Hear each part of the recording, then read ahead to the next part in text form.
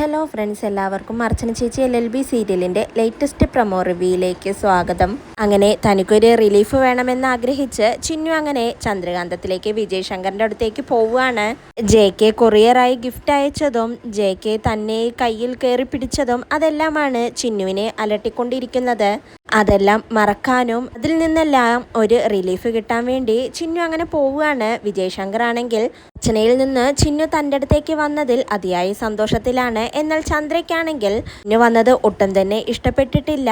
അർച്ചന കാർത്തിക ദീപത്തിന് ചിന്നുവിനെ കാണാൻ വരുന്നുണ്ടെങ്കിലും ചിന്നു അർച്ചനയുടെ കൂടെ പോവുമെന്ന് ചന്ദ്ര കരുതുന്നു. എന്നാൽ ചിന്നു ആണെങ്കിൽ താനിപ്പോൾ വരുന്നില്ലെന്ന് അർച്ചനയോട് പറയാണ്.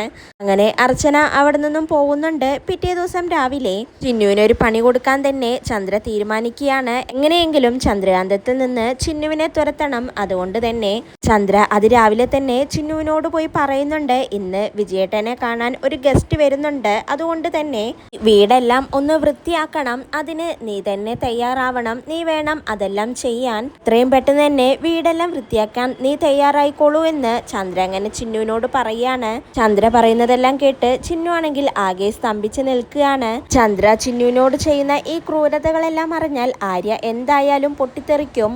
അതുകൊണ്ട് തന്നെ ആര്യ അറിയാതിരിക്കാൻ ചന്ദ്ര ഒരുപാട് ശ്രമിക്കുന്നുണ്ട്. അതിനുശേഷം രുക്കുവും മഞ്ജുവും തമ്മിൽ സംസാരിക്കുന്നുണ്ട്. ഇവർ രണ്ടുപേരും ഈ സംസാരിക്കുന്നതെല്ലാം അർച്ചന അതുവഴി വരുന്ന സമയത്ത് കേൾക്കാൻ ഇടയാവുകയാണ്. അർച്ചനയുടെയും വിജയ് ശങ്കറിന്റെയും കാര്യം തന്നെയാണ് രുക്കു അങ്ങനെ മഞ്ജുവിനോട് പറയുന്നത്.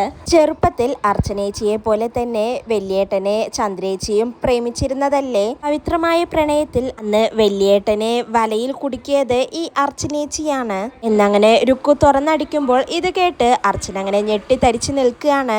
ഇതോടെയാണ് ഇന്നത്തെ പ്രൊമോ അവസാനിക്കുന്നത്. നാളെ പുതിയൊരു എപ്പിസോഡുമായി വീണ്ടും കാണാം. Bye, good night.